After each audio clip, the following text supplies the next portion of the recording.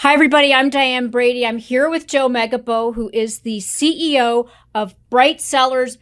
I guess you're on your 8th month now? Yeah, just about. Having come from being CEO of Purple, which, of course, I'm wearing in honor of that. So I'm so curious, moving from bed in a box company, one of the best, mind you, to a wine club. Let's start with that. Why? Why wine? Why wine? Yeah. Sure. So wine's a passion of mine. Is it? And personally, my dad was a doctor in the Air Force. And when I was very young, we got stationed in Germany for a number of years. And that becomes a beer story at that point, yes, right? But it also, German white wines are a phenomenal category. And he brought that love of wine back. In my childhood, wine was on the dinner table every night, like salt and pepper. It wasn't a thing. It was just part of dinner. That's childhood drinking. No, Exactly. Actually, you know what? I grew up in that atmosphere too, but that's Scotland and Germany. So, and it's interesting. I remember Canada just came out with these guidelines that basically said no amount of alcohol is safe. I was like, what? That sounds kind of humorless. So we can get to that later. But, the demographics that we are in, I'm going to use that term broadly, is different when you look at some of the wine consumption patterns with this new generation. I know that's right. Something you've looked at. What are you doing differently? And even non-generational, the punchline for me was I had stopped drinking wine. And I was asking So I say myself, congratulations or sympathy? No. And I grew up with a love of wine. It wasn't that I wasn't drinking. I just was choosing other alcoholic beverages and not wine. And the main reason for me, which is very relevant to this newer generation of wine drinker, is it got so complicated that it was... you don't just go into the wine store, see 92 and go, I'll take exactly. that. Well, you go to your restaurant and they may have 10 or 12 entrees and you love this restaurant and the wine list comes out and they hand you 250 choices. And so you're talking about the paradox of choice. Too much choice being as debilitating as too little? Partly paradox of choice, but then how do you even dimensionalize that choice? Where do I even begin? Because it turns out most of the choices, I don't even know what they mean. So you pick, to your point, okay, I know what a Cabernet is, so I'll pick the second least expensive Cabernet on the menu, and how bad can that be? Because nobody wants to look cheap. Because no one wants to look cheap. And that means out of 250, I've laser focused on one that likely isn't what I'm going to enjoy the most, but I don't know the difference. Or I can have someone with a wine PhD and a silly tin cup come over and tell me lots of things that I'm not sure I even care about because I just want a nice bottle of wine with my dinner. Right. And I stopped drinking wine. And this generation coming in, I think, is facing that same frustration. Is it an intimidation factor, or are they turning to CBD gummies and microdosing instead? Because you're competing with a lot of different elixirs. Sure. It's not, drinking is down among Gen Z as per prior years. But we're here to increase drinking for Gen Z. That's right. No. But it's still a massive category. Yeah, of course. I mean, wine alone it depends on the count, but call it around $80 billion in the U.S. How many wineries are there in the U.S. right now? There's like 10,000 wineries in the U.S., so a very fragmented industry. Mm-hmm. For a lot of people, it is a passion project. They retire, they get a little plot of land, they're suddenly a winery. And a lot of wineries are not that different than Main Street America. It's a little mom and pop who produces some great wine with very limited distribution, and it's a very long tail of a lot of small wineries. Well, what did you take from, and you were at American Eagle prior to Purple I was. So what did you learn from your previous experiences that you've taken over to this industry? A common theme for me and my passion is I love customer, I love consumer, and at the end of the day... Nobody ever says they don't love their customers, though. No, well, I think I won't name names, but there are definitely companies out there who don't behave that way. Right. They are managing to costs, they're managing to profits, they're managing to their shareholders. And that's not to say that's bad, but the customer can easily get lost. And companies often create abstractions to think they're servicing the customer, but their customers, if everyone really loved their customers, companies wouldn't go out of business. And they do all the time because they lose sight of what business they're in and what they're trying to do. And that's been my theme is what business are we in? What does our customer want? How do we best service them? Ideally in a profitable way. We've got to have a business that actually is sustainable. But how can we build a value equation that our customers love, that have favorable unit economics that we can make money on? And that's been true of every business I've done. Well, is Purple, Purple is obviously you could say a triumph of product promotions. But when I mentioned those 175, bed in a box companies, Purple was clearly in the top 5, top 10, and what did you do there that you think really differentiated from the market? Because you're in an even more crowded space now. Yeah, in some ways. So when I joined Purple, we had recently gone public through a SPAC. Right. We had never been profitable, and our cash position was not in a good spot. One of the first things I had to do was both a round of layoffs and find a way to get some cash into the company, which fortunately we were able to do. Mm-hmm. But we were lost in the shuffle. We were early, and we had a technically differentiated product that was a phenomenal product.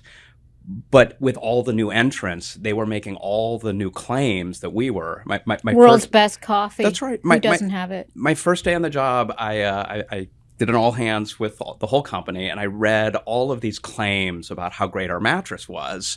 And then I kind of pulled the cover off and said, by the way, every claim I just made, I took off of our competitors' websites. Right. Everyone was claiming, no, of course not. I had a great team. No. But everyone had co-opted our claims for themselves, and we were no longer differentiated. So our customers didn't know who or what we were.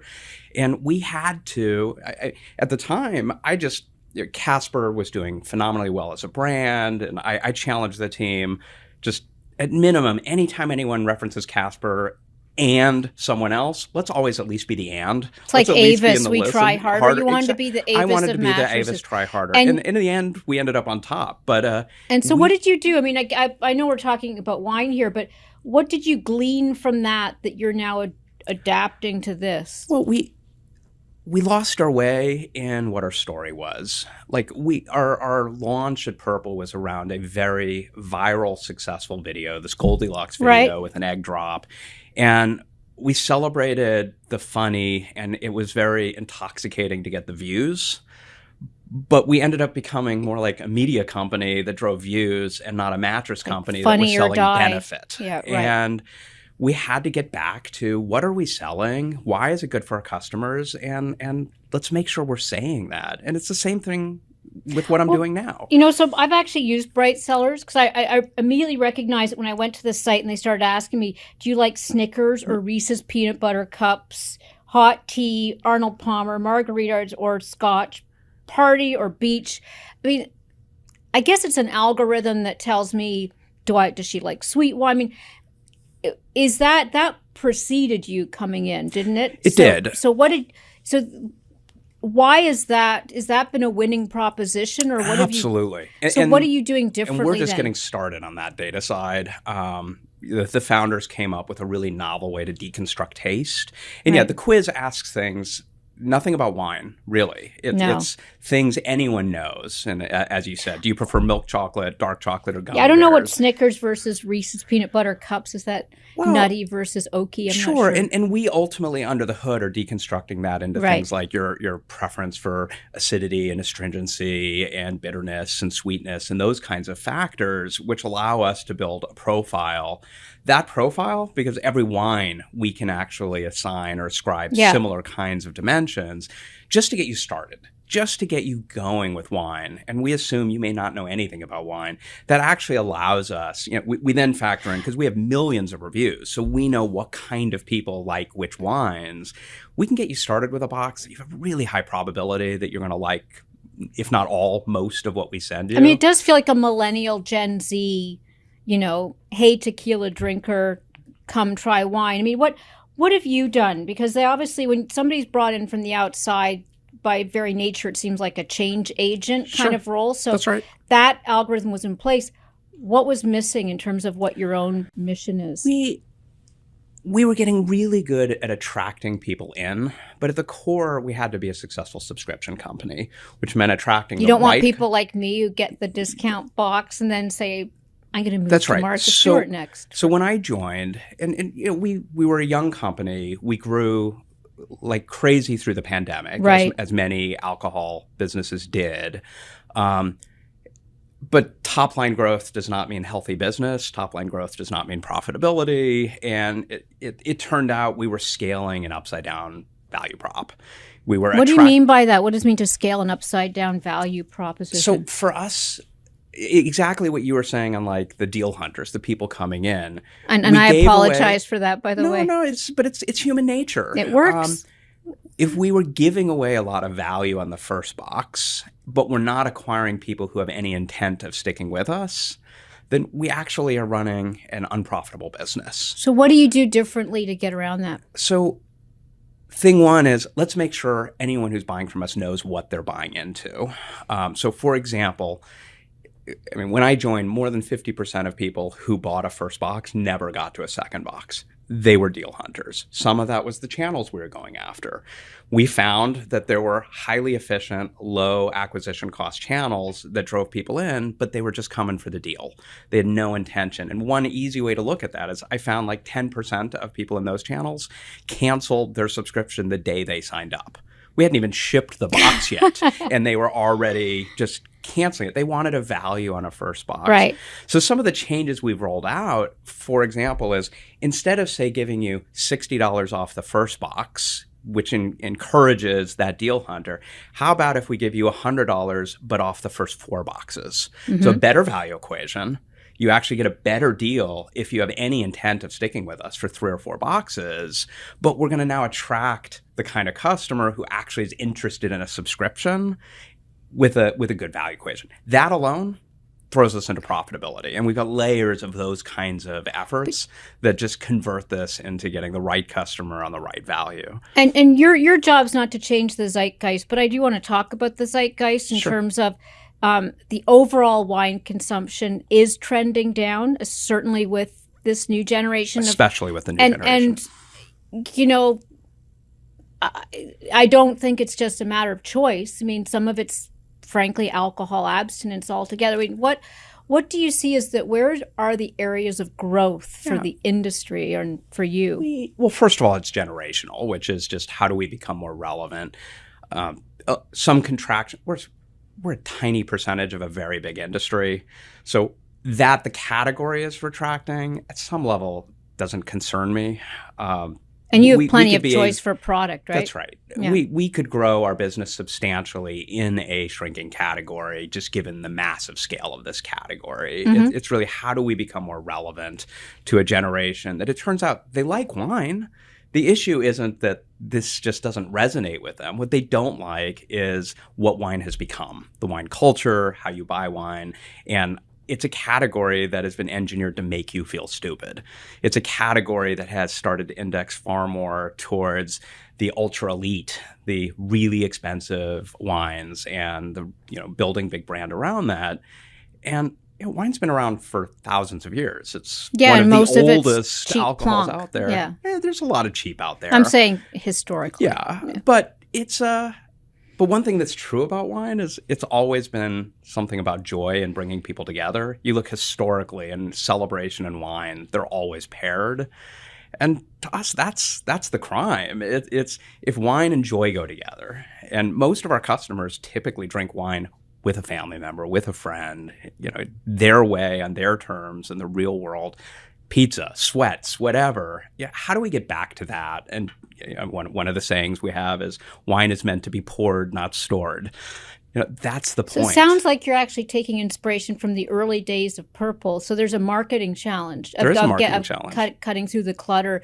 Is there any opportunity in this shifting taste? I mean, let's take, this move toward whether it's I mentioned psilocybins, CBD. We're seeing a broader array of options for people who want to feel good. And is that, do you see that as an opportunity, or are you just looking Absolutely. at wine as like, okay, I'm competing with other winemakers? So this younger buyer cares far more about health, sustainability, even on value. I mean, the days of $2 chalk at Trader Joe's, that's not driving. That's your any cooking interest. wine. That's your cooking It's wine. cooking wine. But it wouldn't resonate today anyway, because the goal isn't cheap So are you value. going for healthier wines? I mean, We you're putting absolutely- calorie counts, or what do you do in that? Calories, I don't know. And wine doesn't get No. labeled as a food product right now either. I think as you look at sustainability, which is more than health, just glass bottles, it turns out have a very big carbon footprint. They are very expensive to blow. They're very heavy. They're typically shipped. Most of it comes over from China. Then you got to ship to the home. What are you Glass- using instead? Like today we those mostly use Tetra glass, boxes? but there are Tetra Paks, the cardboard boxes. There's bag in a box. There's new innovations in plastic bottles that are, believe it or not, this is a case plastic is much better for the environment when you look at the overall story. Yeah. So I think new packaging opportunities, I think, are going to be significant. The nature of the wine, I mean, preference for organic and other better sourced wine matters a lot for this younger generation. And even just there is a renaissance of wine innovation happening around wine. So ready to drink is a category that is growing right now. It's one of the categories Isn't that that shows a lot called of promise. Beaujolais? What's ready to drink? Ready to drink is typically pre-mixed cocktails, pre-mixed drinks. Will you be getting into that? So wine, it turns out, has like wine coolers. wine cocktails. Oh, wine cocktails. but They you called can- them wine coolers You when can I make was a a kid. lot of things with wine now, and this is where there's actual innovation happening. The beauty of wine, and this is a uniquely U.S. thing, is because of the three-tier system. Rest of the world isn't having this. Three-tier being what? So coming out of Prohibition, Right? the big change was the introduction of distributors, where those who make alcohol can only sell to distributors, and distributors Right. can only sell to retailers, and retailers can only sell to consumers. Everyone gets And it their was- pound of Everyone flesh, gets so to their speak. pound of flesh, but it intended to protect some of the control that some bad actors had at the time. And there's an interesting exception to the three-tier system that was made originally out of necessity, which is wineries typically had their tasting rooms. So if the three-tier system would mean the very winery that makes their wine couldn't actually sell to their own customers. They'd have Unless to sell. they form a wine club. Well, the A law tasting- actually says a winery is allowed to sell their own wine to their own customers. Right. And we are a registered winery, so we are a wine producer. So we're allowed to sell our own wine to our own customers, and it's a way that sort of doesn't have to go through the traditional three-tier system, but only wine. So what can you do with wine, and how can you get innovative with that as you start to get beyond just traditional wine? Can you And give we us see- a taste of what's to come in terms of some of the, because I think that would be interesting to Sure. our viewers. What can we expect that is not existing today that you're Sure. mixing up in your laboratory? So something we may or may not be launching soon, Yes. but has done well out there already is for example, a wine margarita. I was about to say a wine margarita. So it turns That's out interesting. and That wine- sounds wine awful, doesn't- by the way. Is it- Phenomenal, phenomenal. Is it tequila? but- No tequila. No tequila. Okay. So, but wine can be made from really any fruit, and you can make wine from Mexican agave plant. And Okay, so end up- wine margarita, wine daiquiri. What I mean is that. So the initial is, if you like tequila, just wait till you try our wine margarita. That's right. When would that be available? I'm not announcing anything at this point, but I wouldn't be bringing it up at all if it weren't soon. Okay, that sounds interesting. So that does sound differentiated. Anything else you'd like to add in terms of what's on your radar you'd want to put on ours? Because I do think it is a space that is, on the one hand, so well known, and yet at the same time, you don't hear much that excites you in the category sometimes. It's I think there's going to be product expansion. I think another problem that, for whatever reason, hasn't been solved is the notion of single serve. That's a problem. Well, they have cans of wine. They do, but they've never done well. Spritzers, things that have some bubbly to them, have done okay. But wine in a can has not succeeded. Wine in a box has had nominal success in the U.S., interestingly, overseas. And you're going to change that? Well, it gets back to the consumer. What's the problem? So the goal isn't how do we put wine in a different container. The goal is how do we solve a real consumer problem. And the problem is wine doesn't last. If you open a bottle of wine, you've got a finite amount of time, maybe 5 or 6 days, right. or it spoils. And a lot of people don't want more than a glass. So you've got to uncork, you've got to open an entire bottle of wine, 5+ glasses. Well, wine on a can was supposed to solve that. Turns out we don't want it. The problem is, for a variety of consumer taste reasons, drinking wine out of a can just, it was too much. Right. Wine doesn't come in cans. So what are you going to do to resolve that problem? We've got some really novel ways to solve that. Do you want to give us a hint like you did with well, the wine margarita? I think some of it is helping consumers. You give consumers choice. And when consumers have choice is an amazing thing. If you tell a consumer what's right for them, this is very cryptic. It. Is this like new types of containers? Sure. Okay. Anything coming in the next year? Absolutely. Okay. We've got a lot coming in the next year. But the idea ultimately is, in a consumer acceptable way, if you just want a glass of wine, how could you get just a glass of wine without having to spoil an entire bottle? Why I mean, so it won't be a can. It won't be a can. Okay. But the consumer, you talk about why not this new generation. It's actually a big point of friction. I don't want to have to commit to an entire bottle of wine that I'm likely going to end up throwing away most of when I just want a glass of wine with dinner. Or just my best buds over and we just want to have a glass of wine each, and that's it. Or a party or a beach, depending on how you fill out the survey. Well, more to come. Thanks for joining us, Joe. Thank you.